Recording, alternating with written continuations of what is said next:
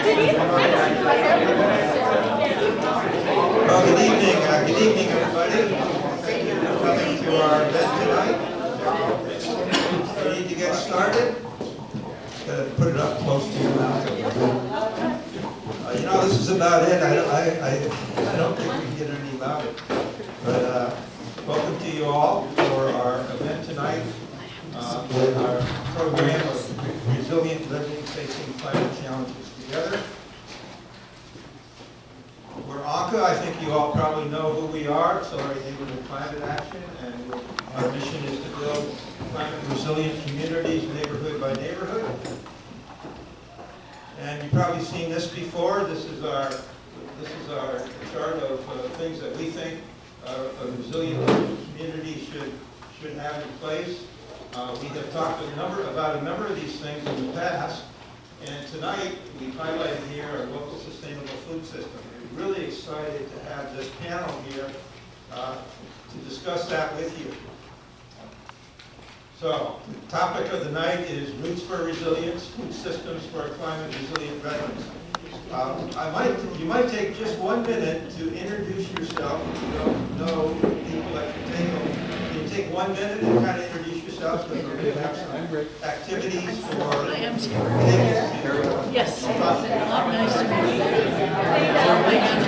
It's cold.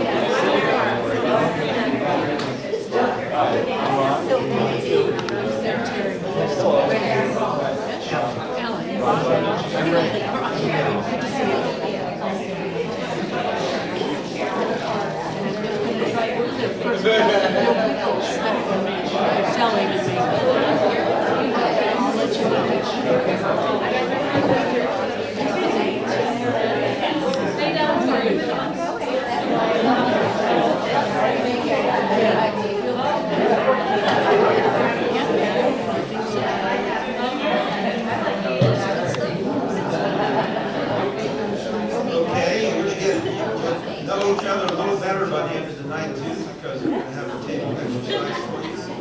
So we're going to start the program now, and I'm going to introduce the main person here who has organized this panel. It's Julia Lenhart. She's a PhD in climate science, and she works at the University of Redlands and Director of Geospatial Technology, and she will introduce the rest of the panel.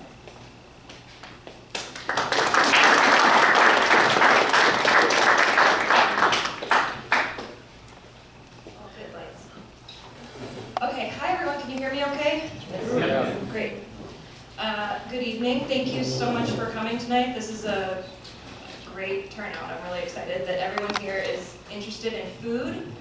And I think, so we're here tonight because the way that we eat is inextricably linked to the health of our climate and our environment and our local economy. And tonight we're going to talk about how a local food system is a critical component for climate resilience and economic resilience. Before I introduce everyone, I just want to briefly show you some of the different parts of what a food system actually is. So a food system involves every step of the process, producing, transporting, consuming, distributing, right? And it incorporates education, regulation, policy, research, markets. And of course, because it includes all of these different components, it also includes all the different actors in the process, right? So we have farmers and consumers, but there's everyone in between, and there's animals and policymakers, and all of this kind of forms what our current food system is. And so farming practices, and each step in this process or in this system impacts our environment, and our environment impacts every part of the system, right? Farming practices and inputs generate emissions. Currently, agriculture is responsible for 1/3 of all of the carbon emissions on the planet, which is a huge chunk, right? And a lot of that is because of land use change and fertilizers. Agriculture is considered to be the leading cause of biodiversity loss on land. So the #1 cause of land extinction is because of agriculture. Currently, the average meal in the US travels over 1,500 miles to reach your plate. And so And storage and distribution and trucks and all of that allow all these things to happen. And then on the consumer side, I think if you're in this room, you're probably aware that there are certain dietary choices we can make that are better for the planet, right? If we eat less meat, that's one of the biggest impacts you can have personally on the climate. And so recently, industrial agriculture has given us a lot of convenience. We can get kind of whatever food we want from wherever we want in the entire world, whenever we want it, which is awesome. I love food. Unfortunately, it comes at a steep cost, right? Which is our depleted soils, our biodiversity loss, carbon emissions, and some other consequences that we're going to talk about here tonight. And we're going to talk about some solutions that are happening right here in our backyard. So I'm going to do that with the help of my amazing panel. I'm so excited that everyone is here and willing to participate in this. Starting from the, let's see, your right, all the way on the end is Professor Jody Emmel, who's a scholar who is going to help us understand some of the problems with industrial agriculture today and some of the challenges we face. She's also my mom. And then, next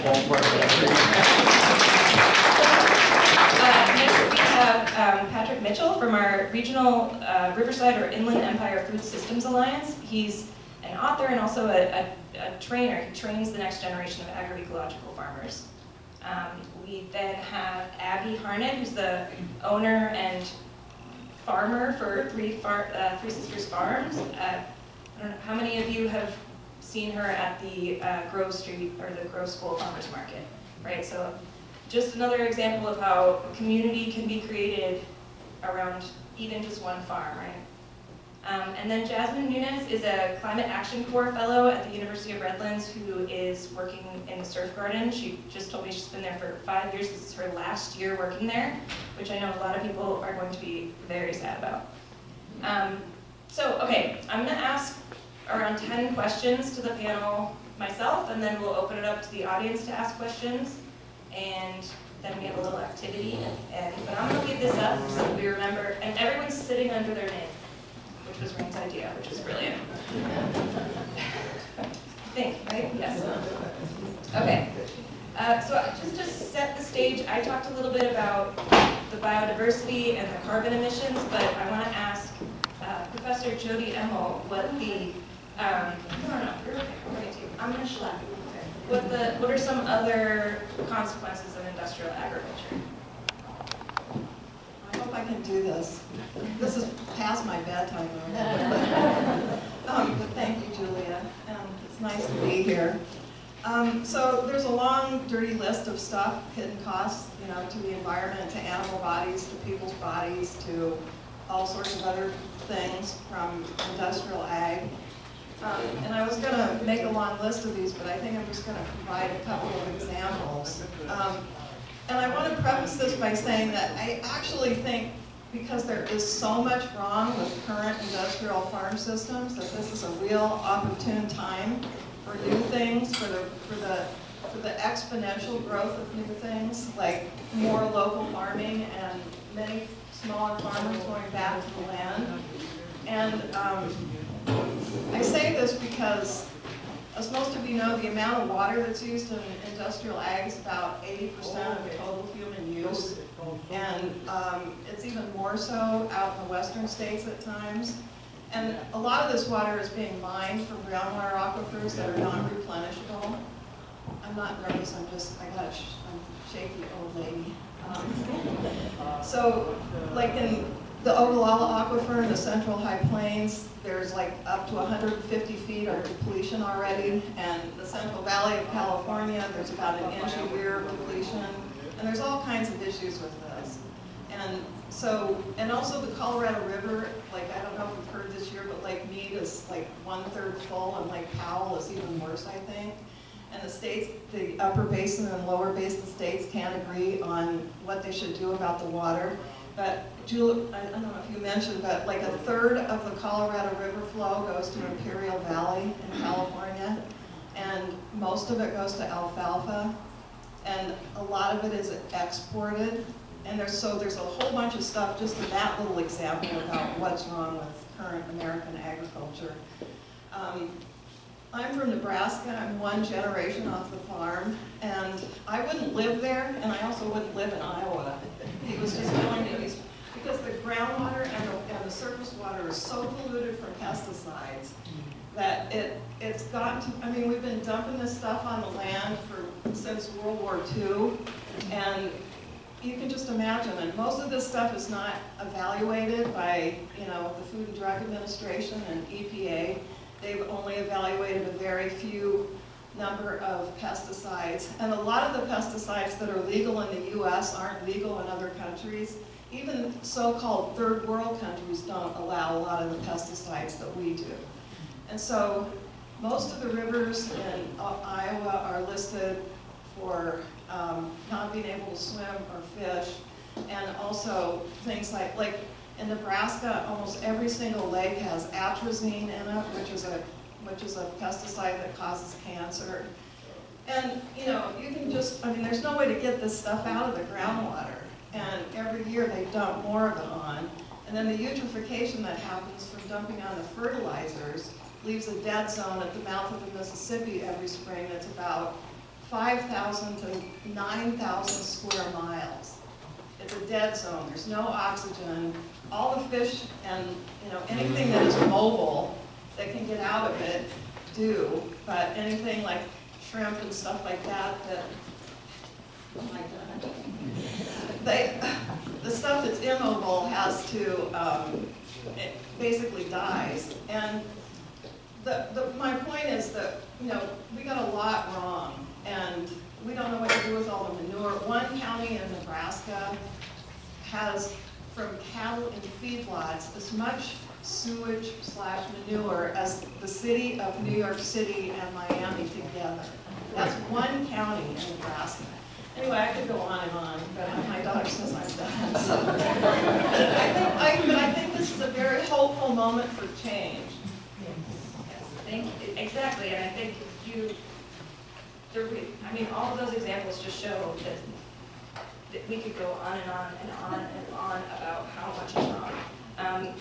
So I want to ask, now we'll start with Patrick, and then ask Abby as well, how do localized organic practices turn from this industrial, how does it shift us into a more carbon-friendly and water-friendly type situation? And what about other soil benefits? We'll start with Patrick. I think one of the real important pieces is that small local farms, organic farms, aren't contributing to all the things she just told me about. That's number one. But I think the other piece is, earlier there was a slide up of all the pieces of the food system. And when you're small, community-oriented, you get to be direct-to-consumer marketers. You're not using a lot of transportation. There's not a lot of fuel. There's less electricity for cold storage. You're not having to go to these big giant warehouses and things like that. And you're connecting directly to the community. So I think that's really, I think that's a big piece of it. A lot of the contributions that industrial agriculture makes to our climate catastrophe is interrupted with small local farms. It's not happening, And then there's the practices on the farm, composting, things like that just add carbon and store carbon, and so there's just a lot of practices that I think small local community-based farms can have. And I wanted to talk about specifically on our farm, so the question was localized organic practices. And I like to always, the field trip that we have for ANCA is sustainable practices. So I like to differentiate between our organic practices, which we are certified organic, and those are our requirements. And then our sustainable practices go above and beyond that. So the organic practices are things like our diverse crop rotation versus monocultures and a few crops on a huge scale. We have to source our seeds from certified organic sources. That's a requirement. The way that we make our compost is required by our certifier. They have to see our record keeping on that. And then, our annual inspection. So those are kind of the hoops that we jump through to be certified organic. Our sustainable practices are because we are committed to living a more sustainable lifestyle. And so those are that we, instead of machine cultivation, we do hand cultivation. We're using less fuel. And we are conserving resources, our water, soil, and energy. We've got solar panels that are offsetting our cost to pump water. We have a hybrid plug-in van that we use to deliver our produce, take it to market. The solar panels are offsetting that. We're restoring habitat, we're planting natives on the property, and that's helping with pest control and increasing our biodiversity, which it all comes down to diversity. The more crops that we can grow, the more resilient we are to climate change. So that's really key to our organic certification and our sustainable practices. Another specific on-farm example that I have is the fact that we make our compost on the farm instead of importing fertility, which costs a lot of money for farmers who have to buy it. And it also is a lot of fuel and trucking it in off the farm from who knows where. So we happen to have horse ranches around us in the canyon, and they are thrilled to be able to bring us their manure. And we are thrilled to take it from them because that is the base of our compost. We bring all our weeds and our garden scraps and we combine it together, water it and turn it, and that's our own soil fertility that we're making. We're adding our organic matter. That's the only thing that we add. And so right there, if Julia could run some numbers, she's going to have a class come out to the farm and test our soil and run some numbers. And we could do more partnerships like that where they actually figure out how much carbon we're sequestering with our practices.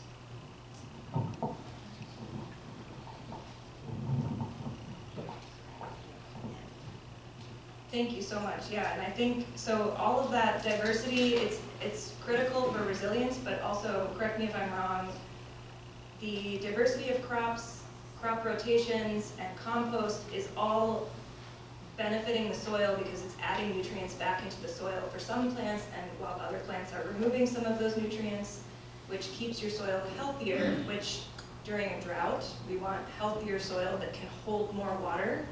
And during floods, we want healthier soil that can hold more water and not run off, right? So with more climate-related weather events coming, we need healthy soil as much as possible. And these practices do that, right? And it doesn't make us need those massive monocultures like in Nebraska. They have all that pesticides because the soil is completely depleted of nutrients, right?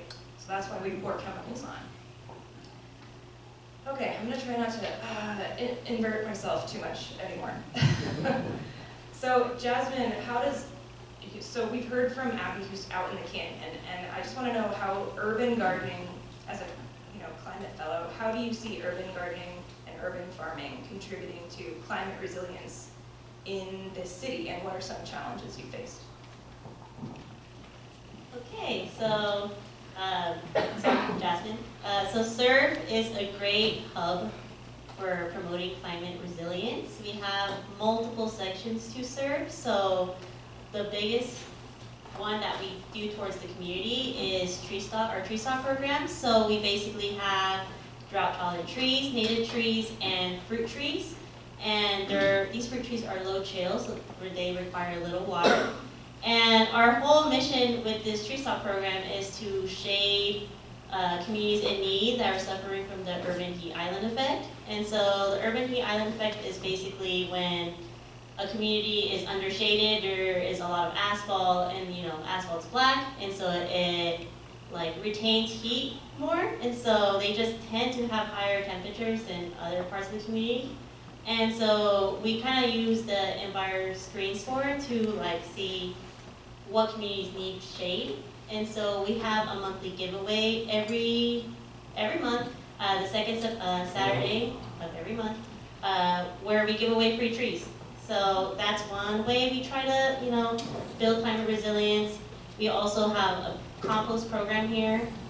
We compost food scraps from our school's cafeteria, but we also have been recently trying to partner up with local businesses. So we go to Redlands Family Services, Viva La Boba, and then we also do Starbucks, where we go every Wednesday approximately, and we get their food scraps. And so diverting food scraps from landfills is critical, because food scraps in landfills create methane, which is more potent than CO2.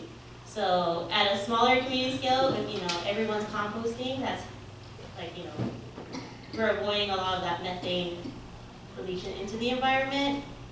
SURF also has a native section, and so our goal is to promote biodiversity, and so we have a native section on SURF, but we're trying to increase, native plants throughout campus, because, a lot of universities have lawns, they have, heavy water usage, and so we can change the mindsets of people and, plant more native plants that are drought tolerant, that'll increase biodiversity and reduce water waste.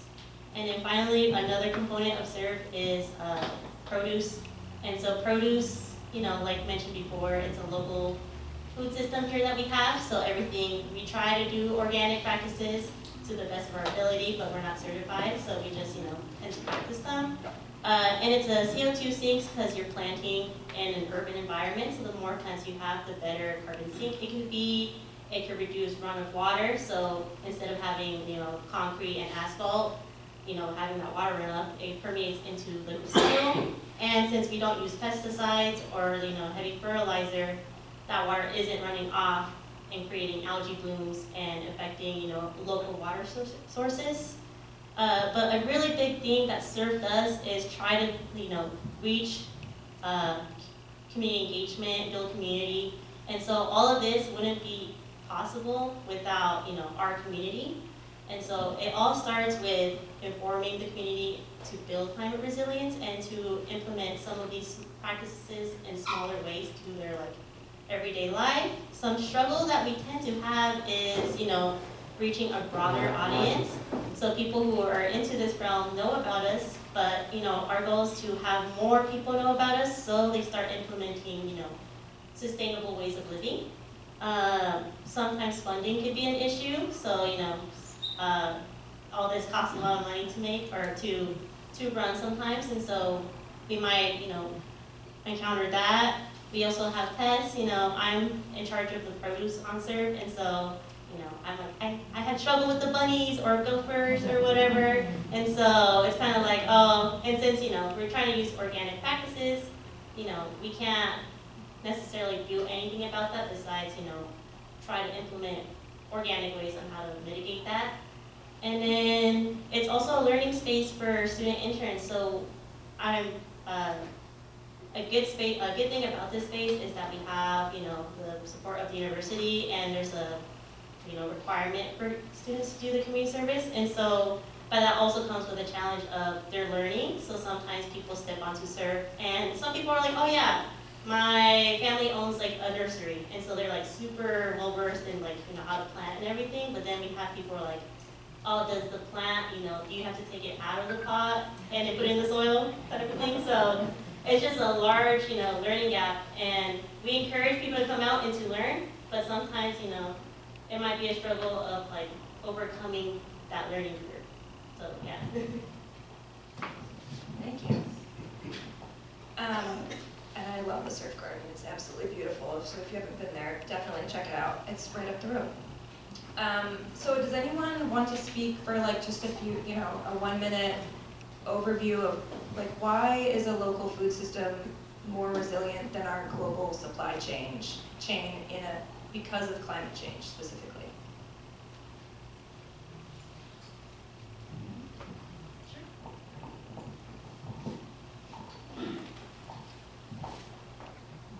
I think the most important thing that it all comes down to for our farm is that we are small, and that's what makes us sustainable.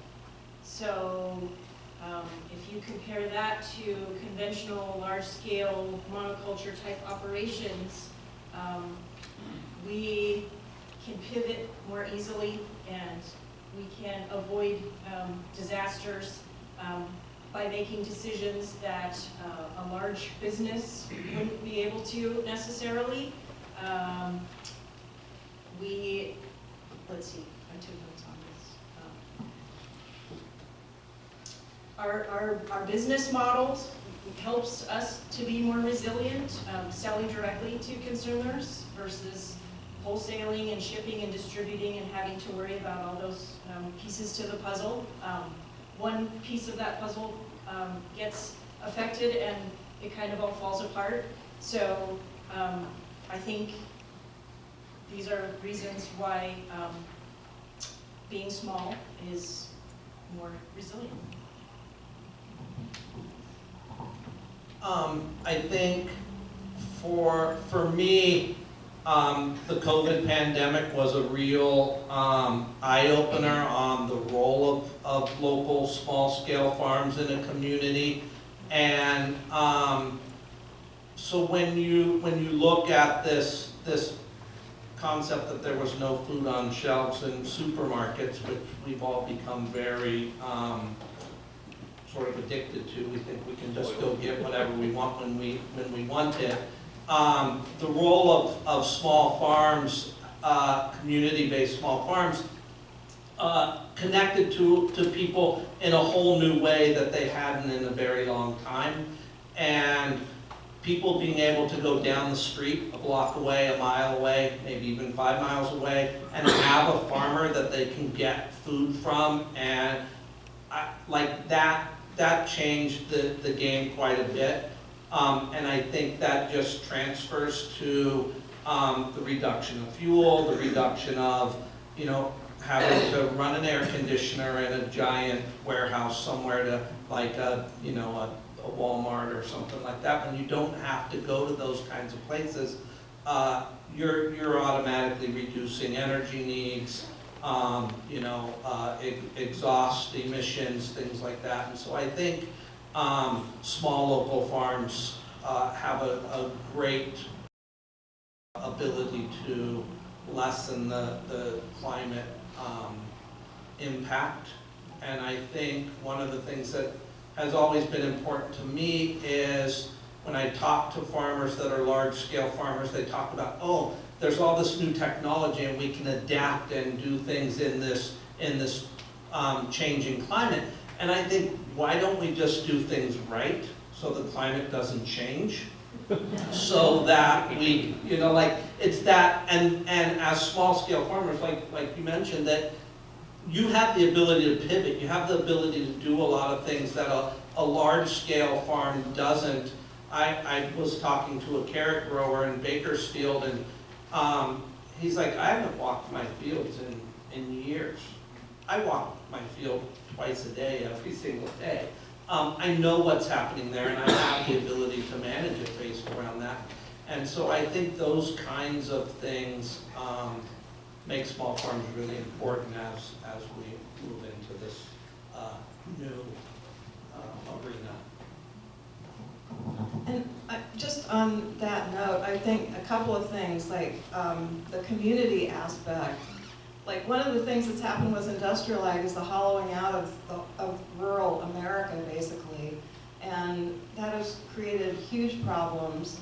And the idea, local small farms build community, they don't destroy community. And I think like with more and more people wanting to come into farming and doing, providing their own labor and not bringing in these inputs from all over the world, like fertilizer from Saudi Arabia or something, that you actually build community, and you grow food sovereignty, so that you actually, like during COVID, you've got some access to food. And it's wonderful. Like, I don't know a thing about farming, even though I should know, because we always had a farm, but I think, you know, just the discovery of how to grow chard in the desert without too much water is fantastic.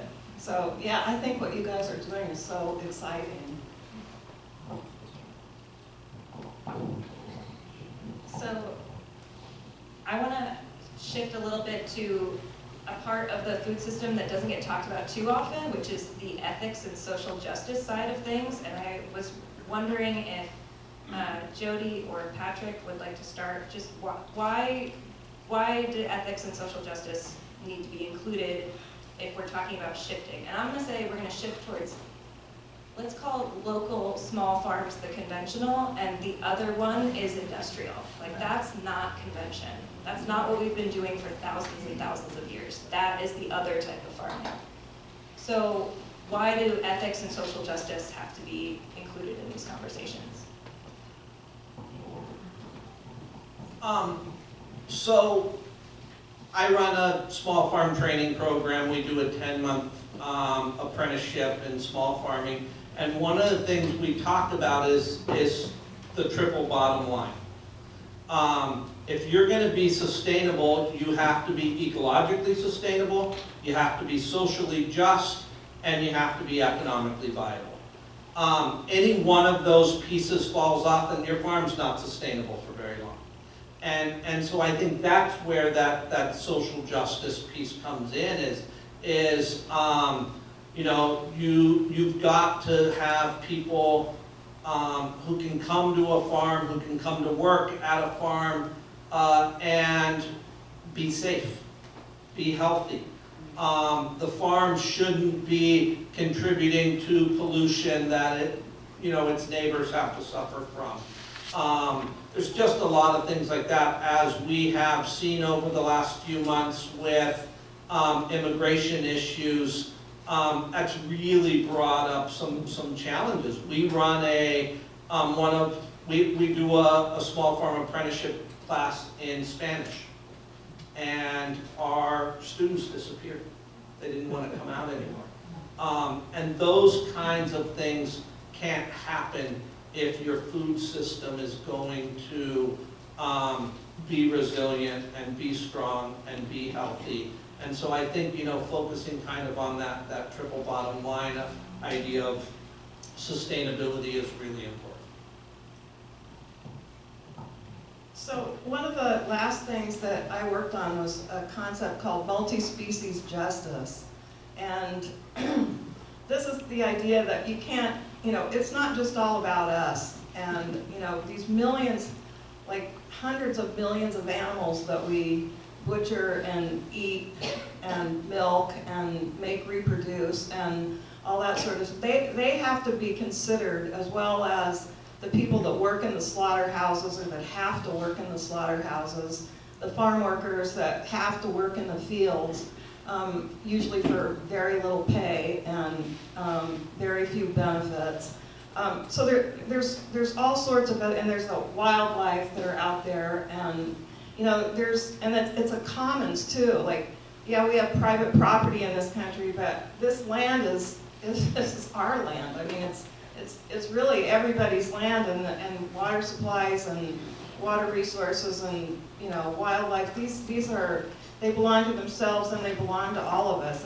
And so there's so many ethical aspects to this. I mean, if you really want to twist yourself in a knot, think about the ethics of your food.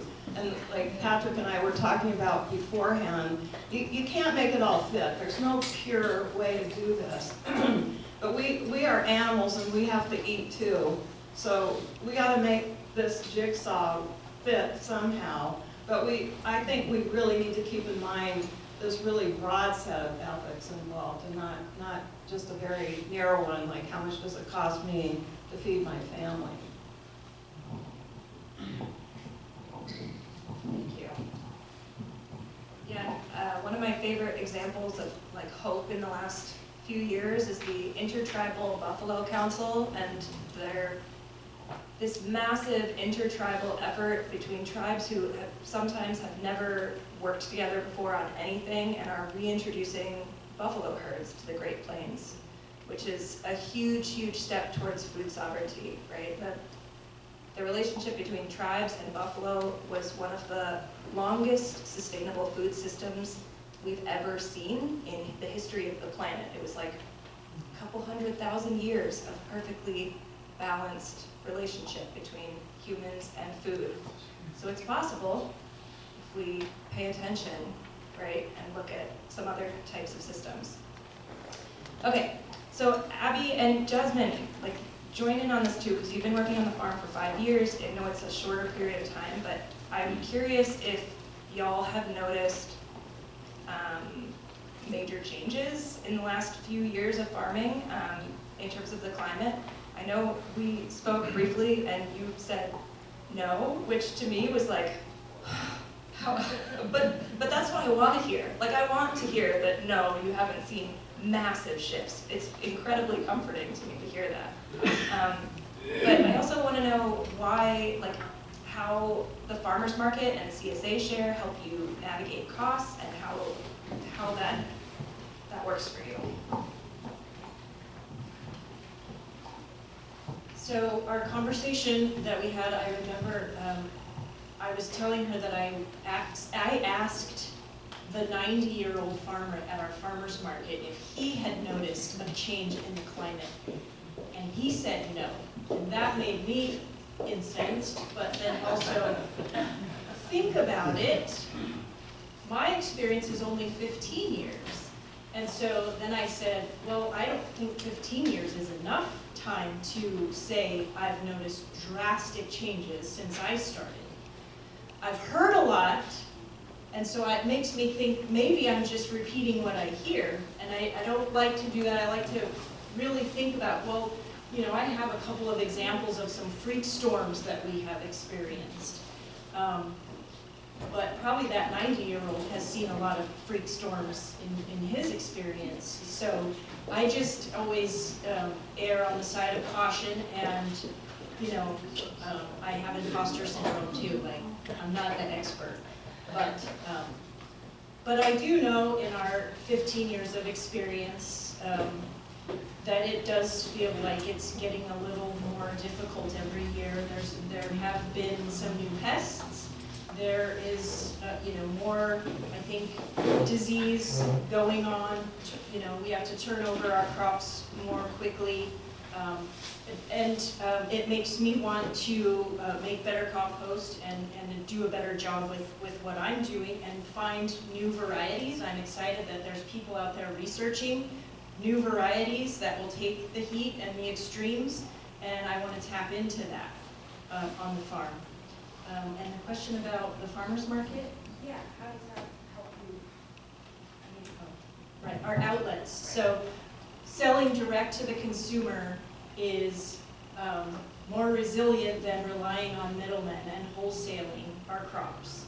And we have pretty much exclusively sold directly to our consumers since the beginning, through our CSA and our one farmer's market.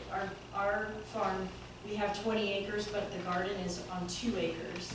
And so we've decided that that's only enough to supply our most local community. We do not need to be going outside of the Inland Empire or even, you know, Redlands and its surrounding communities with our produce.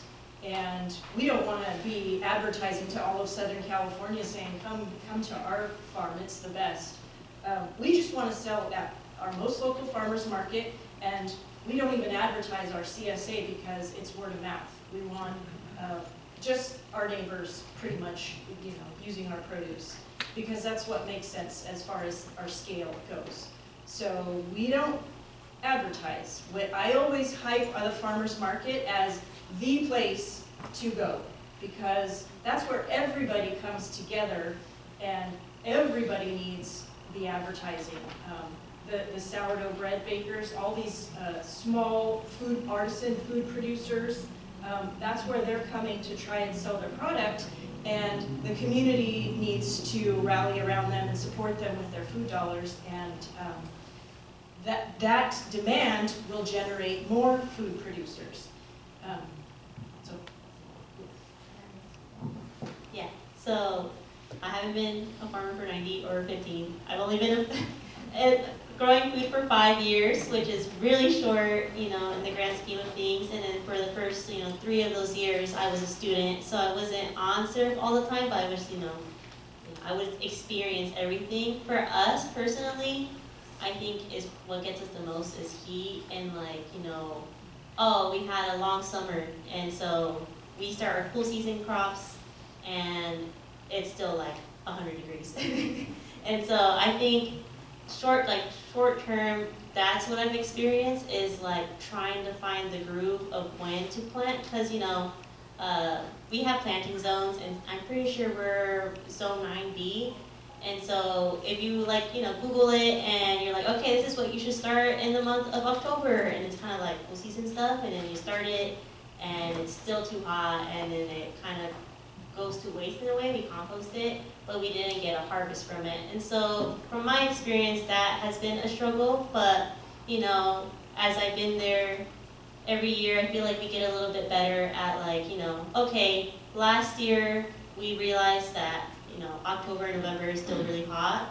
Maybe we can fit in another warm season crop or stuff like that. It's just trying to, from experience, you kind of gain an understanding of, this is what I should plant during this time. So, yeah.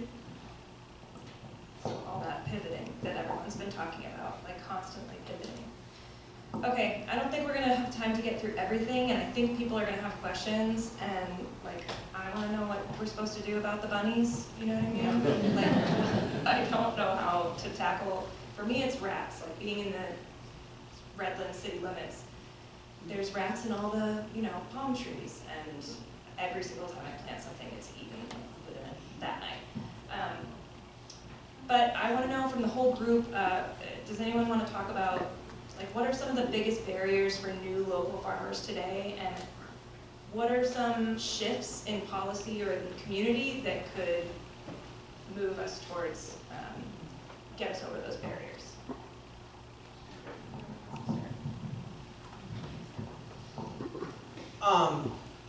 I think probably in my experience working with prospective new and beginning farmers, the biggest challenge they have is land access.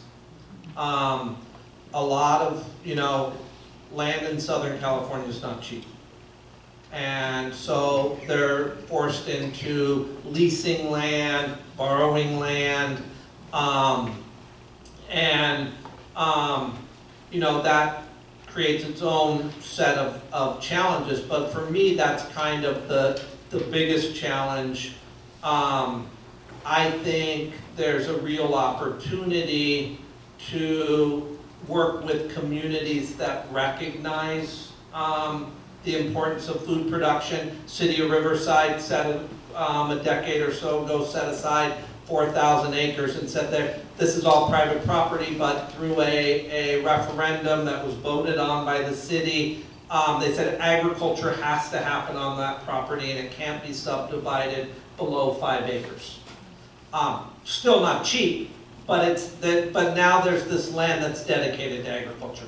I live and work in the city of Norco, who, although the land is not quite as large as 5 acres, there's a few parcels that big, but they have 9,000 residences, residential properties in the city, and 7,500 of those are zoned for agriculture.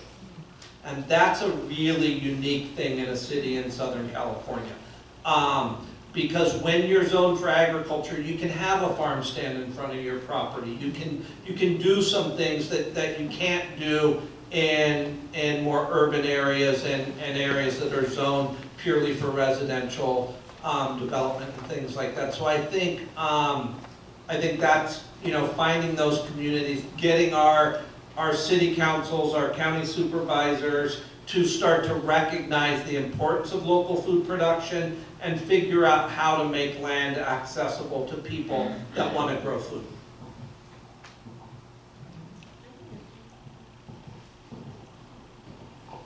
So I think a big shift, so I don't know much about, being a farmer of a startup, because I'm employed by the government in a way, California Climate Action Corp, but an idea I have is making this fresh produce from local farmers more accessible. And so not everyone could technically afford, maybe a little markup because how can you compete with prices that are mass produced, And so I really liked what the Redlands community was doing at the Redlands Market in downtown, where they would give you credits for SNAP benefits, and so that would encourage people to go who are on EBT, and they would match you. So let's say you put in $15, you get 15 points or tokens, and then they'll match it, so they'll give you another 15. So in total, you would have $30 to spend at the farmers market. And so besides supporting, the local growers of the community, it's supporting the residents and making it so they have access and can afford buying this fresh local produce,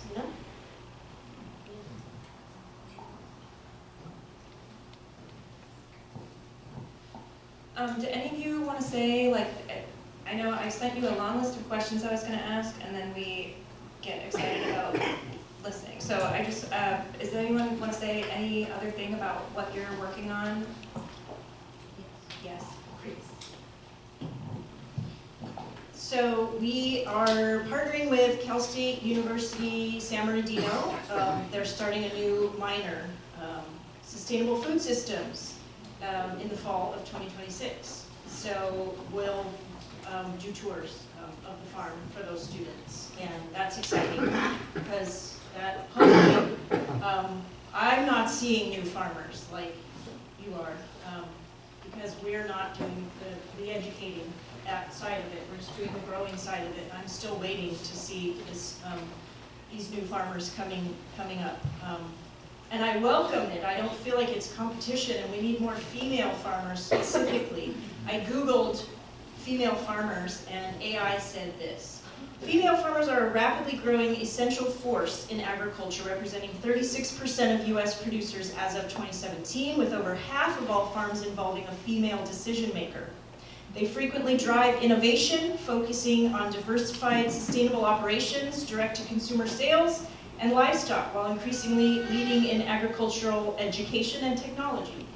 So, yay.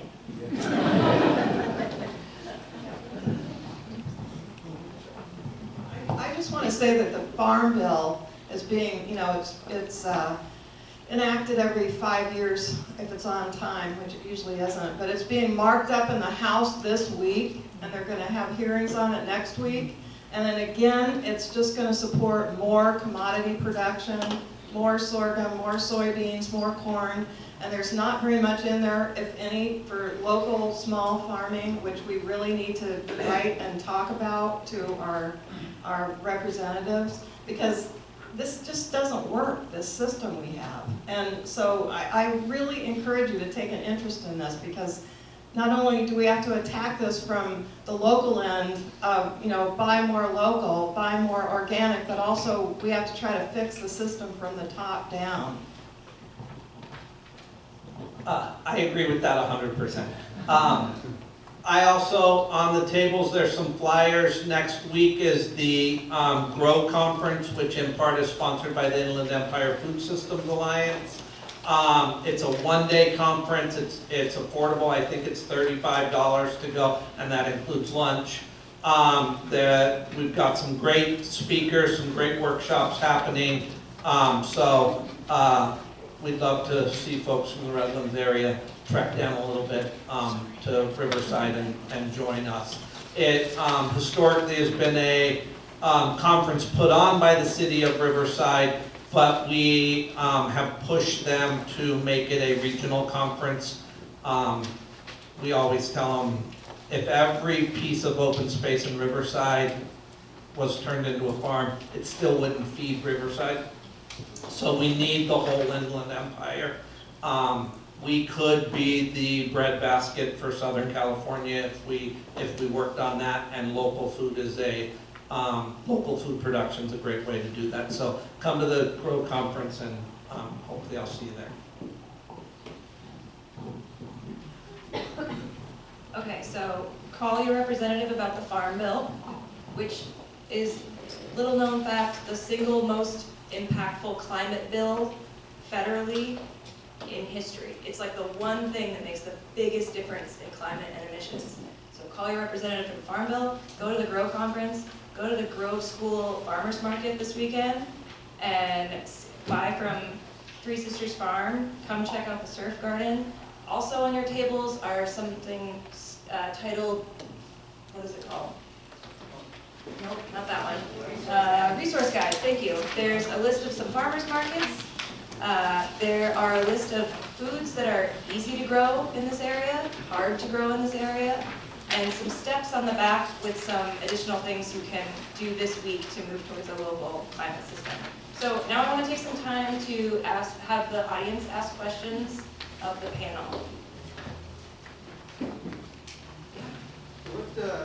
What effect do you think community gardens have? Gardens that you can set up in a day for a block, because a lot of us don't have convenient properties to do that. Do you see that as being something that would be very beneficial, that more community gardens? So the question is, how impactful are community gardens? I think it can be pretty impactful. We have, a community garden on Livonia where people rent out plots, and then we have at SURF, our students and faculty can rent out a raised bed. And I think a really big reason why it can be effective is that people can see where their food's coming from and give them autonomy of what they're doing, like what they're growing, what they're putting in their body. And so that's my opinion, is that it kind of just encourages people to, be more outside. It increases your mental health. I was a psych major at University of Redlands, and so green spaces do positively impact a person's mental health, so it also benefits them through that. So yeah. Can we visit Three Sisters anytime? There is, for Earth Day, we're gonna have a tour every year for Earth Day. One of the events that goes on is a tour at the farm. April 18th is Earth Day that ANCA hosts, and there's activities all over the city, and one of them is a tour of Three Sisters Farm. There's also several events that happen on the surf garden, usually a couple different demonstrations. Visit the surf garden? Yeah, you can visit the surf garden anytime. I think Monday we're open till 2 p.m. and also same thing as Friday. It's on 1310 East Livonia, so just down the street. And then also on Earth Day, we're going to be a major hub, so we're going to have tons of activities like composting demos, how to build a raised bed, native medicinal walks, and so we're going to have Dr. Becky, professor, teach you how to use native plants as medicinal herbs. And we're also doing a tree giveaway and tree planting demos. Yeah.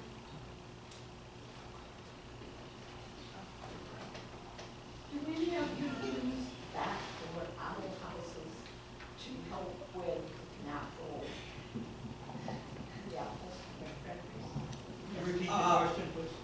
We actually, do we use bat houses or owl houses or anything like that? And we actually do have barn owl houses. We've never gotten barn owls in them. We get screech owls in them instead, but they're eating some of the same stuff, so we're okay with it. But we also use bluebird houses. We put up bluebird houses and perches and all kinds of things. We have not yet installed bat houses, but we do have some larger pepper trees and oak trees on the property that bats are utilizing, so we do have bats on the farm. We have raptor perches. We have put up bat and owl boxes and not had anybody move in, but the raptors are using our raptor perches. You know, my mom has a long-time owl couple, 2 owls that come every year, and I think a barn owl family can eat up to 2,000 rodents in a year. So if you can get one, man, it's better than pesticides for sure. Did you? Yeah, I had a question. So California natives is one of my passions. I think that they cover a lot of pieces of developing food resilience, like using less water and benefiting from native pollinators as well. Do you think that returning to a diet more centralized on native plants to your local area would impact food system resilience? And if so, how do you foresee shifting that mindset to a native diet? So the question is, does shifting towards a native diet, would that benefit, like, what are the benefits of that, right? And how could that shift happen?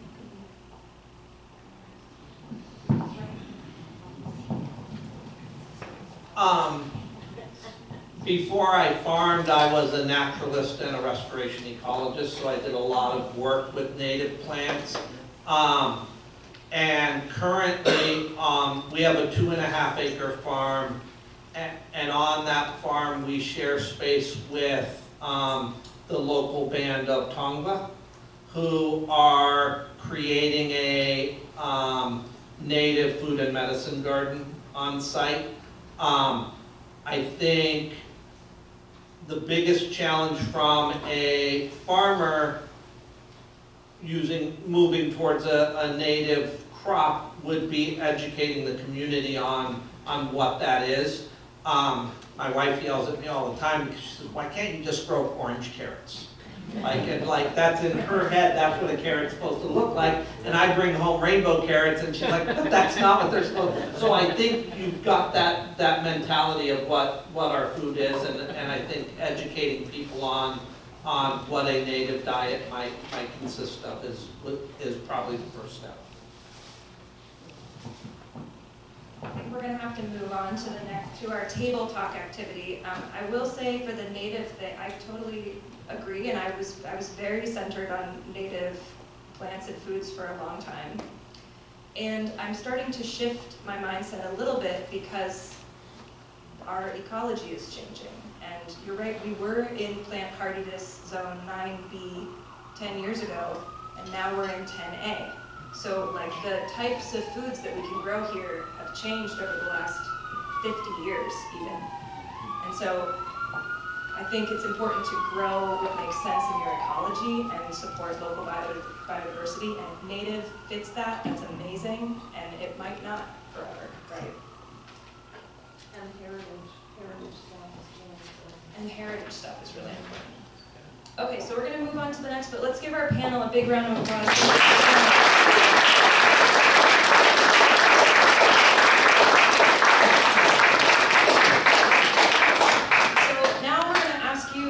At your tables, take a moment to chat about, imagine that 5 years from now, our local food system is thriving, which I think our local food system is thriving right now, but let's imagine that it is the conventional type of food system, right? What is one thing you imagine would be different in the city, at grocery stores, in your own neighborhood, in your yard, in your kitchen? What's one thing that you imagine would be different? And what can you do, what's one thing you can do today to move towards that? So we'll give you some time to look at that. You can also take some time to look at your resources on your table and like share ideas. If you know what to do about the bunnies, please tell your neighbors. I just want a quick poll. In terms of community, we've talked a lot about community tonight and why local farms support community. Raise your hand if you are like me and in the world that we're in now are pretty desperate for a strong community. Like connection with neighbors and connection with people in your town. That's part of this, right? So enjoy your table talk and we'll ask for feedback at the end.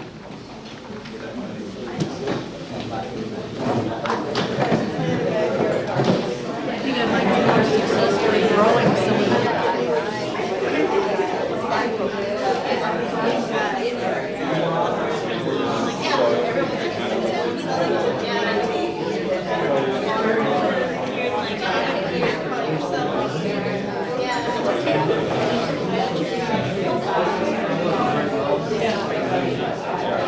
Take it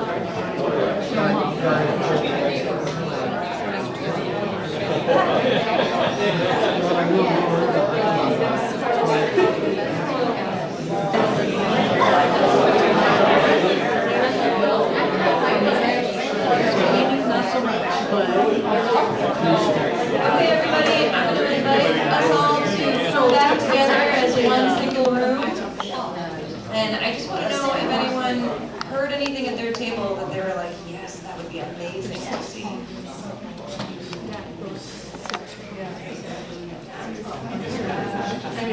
have to come up here and say it.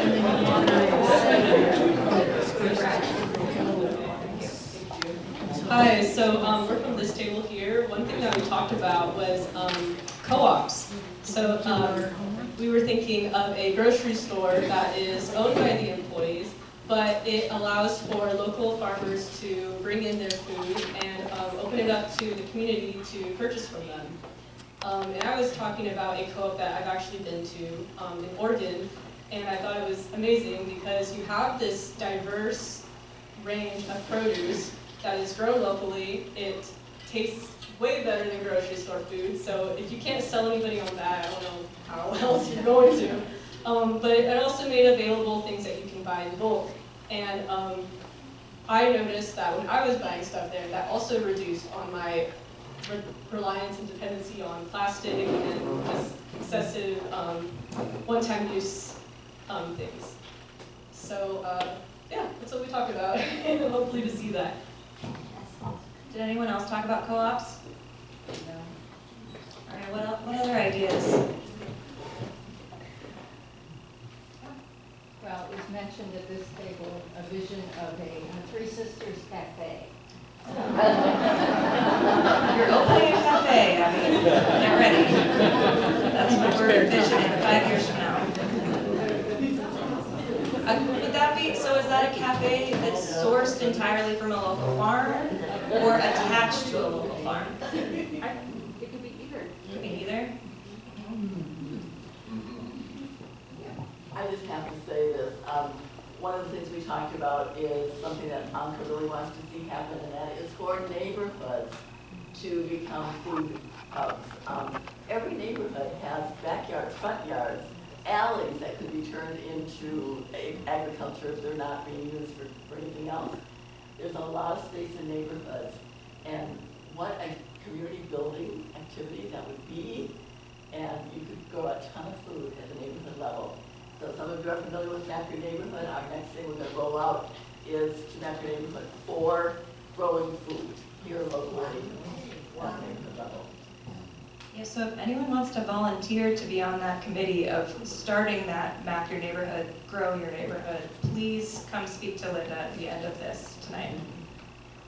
Anyone else want to share any ideas? At our table, we talked about centering more education around the plants that you see in the ground that quote unquote are weeds. Sometimes aren't weeds, sometimes they were brought from different places where they probably shouldn't have been brought from. But sometimes they're medicine, like stinging nettle can be used for 1 billion and 2 different things, and so can a lot of other plants. Like those poppies that show up in your yard and they're food for the pollinators, but just educating people on that. That's awesome. Sorry, Rain, you're the only one I didn't get up here. Yes. We also talk about how do we tap into the great water system and overcoming first the information lack, second the code restriction or awareness, how do we overcome that, the sanitary side of the usage of great water, and the plumbing technical side of using the great water, and this is to compensate the use of tap water for gardening. Very nice. So maybe approaching the city and asking for some infrastructure around that, right? And how can we be doing more of that type of watering?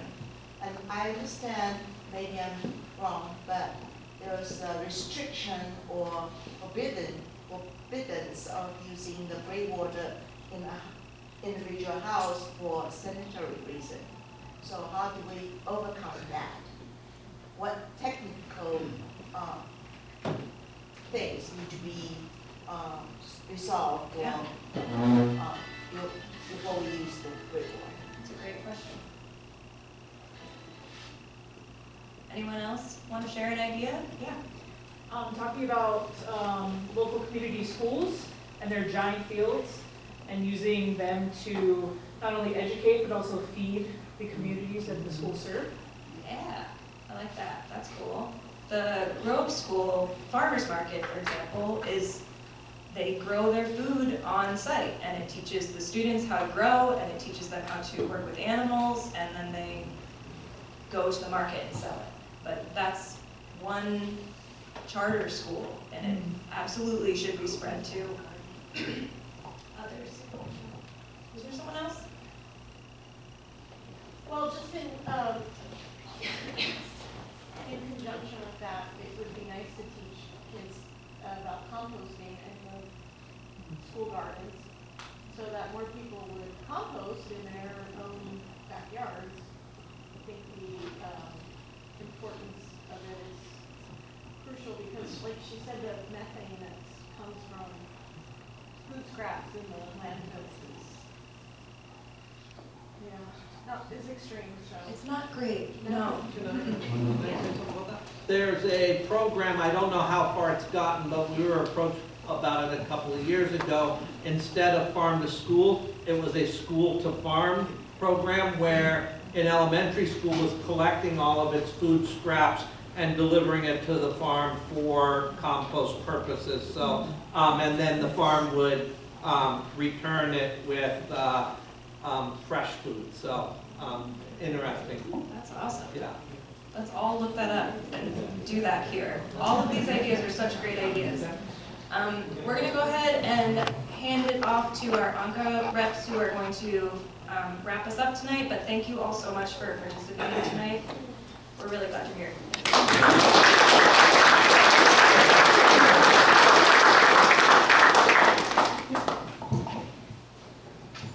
All right, so I'm here to close out just to let you know about upcoming events with ANCA. We have on March 18th our next event in this series. It is our Ecosystems in Peril event. It's going to be here, same time, March 18th. We also have in April, we have a book club. It is called We Are Eating the Earth. There will be more on that at the next event, but if you want to plan it out, it's April 9th, 7 to 8 p.m. We have the Repair Cafe. If you are familiar with it, it's awesome. You bring in something you need fixing, and you get help on that. That is on the Earth Day event, 9 to 12. And the Earth Day event goes from 9 to 2, actually. There will be more on that next one. We also want to encourage you to schedule an NYN event now. So this can also tie into food resiliency, because once you get to know your neighbors, you can start sharing food, sharing ideas, and that is great. We have an action challenge for you for March, which is as eat beef no more than twice a week. So I believe there are 4 weeks in March. You have a max of 8 beef meals you can have. So we also have this slide. This is how you can support ANCA. All of this was free. I came here for free. It's amazing. I learned a lot from you guys, so thank you for coming again. You can pledge monthly or one time, just scan the QR code. Or if you want to volunteer, we have lots of opportunities. Right now, we're looking for a digital media outreach coordinator in particular. Thank you. I want to let you know that we have some amazing, beautiful, delicious food over there. So definitely check that out. It's also very affordable, I think. And there is an evaluation form on the table. Please fill it out if you want to let us know what you think about this event. And stick around for raffle prizes. Thank you. Let's do the raffle right now.